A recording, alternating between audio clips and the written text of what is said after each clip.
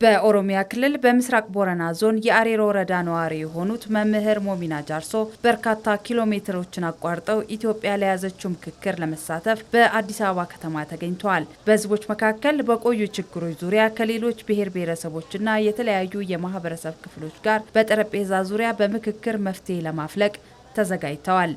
ብዙ ዋጋ ከፍለናል። ብዙ ደም ፈሷል። ብዙ እናት ሞታለች። ብዙ ወጣት አጥተናል። አድዋን በነፍጥ ነው የተዋጋ ነው። ዛሬ ግን በአንደኛ ክፍለ ዘመን ነፍጥ አያስፈልገንም። እኛ ደግሞ ዛሬ ነፍጥን አስቀምጠን በሰላማዊ ምክክር ተቃቅፈን እየተረዳዳን ይሄን አይል ነፍሰ ጡር ሴቶች ልጅ ይዘው አራስ መጥቷል እና እኔ ከዚህ በላይ እንግዲህ ምን ይቀረናል? ምን ያስደስተናል? በቀደመው ጊዜ ኢትዮጵያውያን ችግሮቻቸውን በራሳቸው አቅም ከመፍታት ይልቅ የውጭ ኃይሎች ፍላጎት ማስፈጸሚያ እስከ መሆን ያደረሳቸው ችግሮቻቸውን በመነጋገር መፍታት ያለመቻል አባዜ ነበር። ዛሬ ግን ከስህተት ታሪካቸው በመማር የራሳቸውን አጀንዳ ይዘው በጠረጴዛቸው ዙሪያ ለመቀመጥ ከመላው የሀገሪቱ አካባቢዎችና በውጭ ሀገራት የሚኖሩ ትውልደ ኢትዮጵያውያን ተሰባስበው በዚህ በታሪካዊው በአድዋ ድል መታሰቢያ ከትመዋል። በዚህ ታሪካዊ ውሳኔ እንደ ሀገርም ሆነ እንደ ማህበረሰብ የገጠማቸውን ውስብስብ ችግሮች በራሳቸው ጥበብ፣ ባህልና ሀገር በቀል ምክክር ሲፈቱ የሀሳብ ሉዓላዊነታቸውን ከማረጋገጥ ባለፈ ማህበራዊ ውላቸውን በማስተካከል ብሔራዊ ጥቅማቸውን በአንድነት ያስከብራሉ። ኢትዮጵያ ባለፉት ዘመናት መራራ ዋጋ የከፈለችበት ዋነኛ ምክንያቶች ህዝቦች በጋራ እጣ ፋንታቸው ዙሪያ ባለመመካከራቸው የተፈጠረ ጭምር ነው።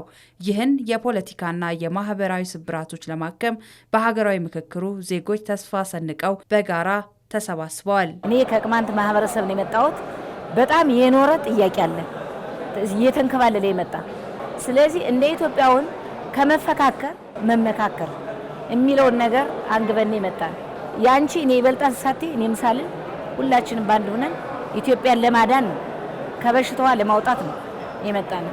ለሀገራችን የነበረ ስብራቶች ለመጠገን ነው የመጣን ያለን የነበረ የፖለቲካ አመለካከቶች ኢኮኖሚና አገር ግንባታ እና ወዘተ የሆነ ነገሮች እሱን ለመጠገን እየታለመ ነው አሁን የምክክር እየተካሄደ ያለው። ስለዚህ አካታችነቱንና ዲሞክራሲ በሆነ አሰራር በመካሄዱን በጣም ደስ የሚልና ብዙ ተስፋ አድርጋለሁ።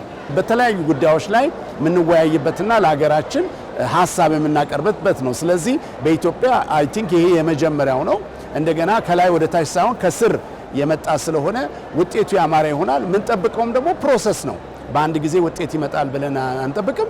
ግን አትሊስት በዚህ ዳያሎግ ውስጥ በጣም ወሳኝ የሆኑ ነገሮች ዲስከሽኖች ይኖራሉ። ያንን ደግሞ መንግስታችንም ህዝቡም ተግባብቶ ተረዳድቶ በውጭም በሀገር ውስጥም ያለው ሀገራችን ይቺ ምንጓጋላትና ምንወዳት ሀገራችንን ወደ ተሻለ ነገር ከኛም አልፎ ወደ ትውልዱ ታሪካዊ ቦታ የሆነ ነገር ይፈጠራል ብዬ ነው የማስበው። ለዘመናት እንደ ሀገርና እንደ ማህበረሰብ የገጠሙንን ችግሮች ለመቅረፍ የሚደረገው ውይይት አዲስ ምዕራፍ እንደሚከፍትና የተጀመሩ ሁለንተናዊ የእድገትና የልማት ስራዎችን ለማስቀጠል ዜጎች በአንድ ልብ ከስምምነት መድረስ ወሳኝ ጉዳይ ነው። እስካሁን ያላግባቡንና ለግጭት መሰረት የሆኑ አጀንዳዎች ተለይተዋል። ስለዚህ በእነዚህ አጀንዳዎች ላይ ደግሞ ሰፊ ውይይት በማድረግ ቀጥሎ ባሉን ቀናት ሰፊ ውይይት በማድረግ ቀጥሎ ሀገራችን ወደ ፈውስ በቃ ወደ ተሻለ ደረጃ የምትሄድበት ሁኔታ ይኖራል ብዬ አስባለሁ። ጦርነቶች ይቆማሉ፣ ዜጎች በእርግጥም ይስማማሉ፣ አንድ እንሆናለን። አንድነት የሚያደርገን አንድ ላይ ሆነን ተስማምተን ተወዳደን እንድንመለስ ጥሩ መፍትሄ ነው የምንጠብቀው።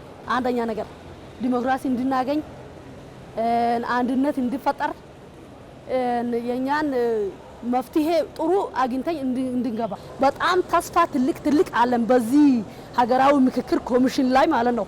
በሰላም አላህ ያስጀምረን አላህ ደግሞ ያስጨርሰን እያልኩ ነው መልእክት ማስተላልፈው እንደ ሶማሌ ክልል። የኢትዮጵያ ህዝቦች የራሳቸውን አጀንዳ በራሳቸው ጠረጴዛ ላይ ሲመክሩ ሀገር በሉዓላዊ ክብሯ በአንድነቷ አሸናፊ ትሆናለች።